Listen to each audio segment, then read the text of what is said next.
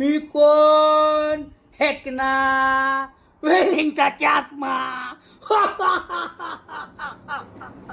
14 injection घेतले. 14 मला मुळवेज झालाय. हेकण्या. भाऊ भाऊ भाऊ भाऊ भाऊ भाऊ. अरे हेकण्या, कुठं आमच्या चरांगे पाटलांचं नाव घेतो?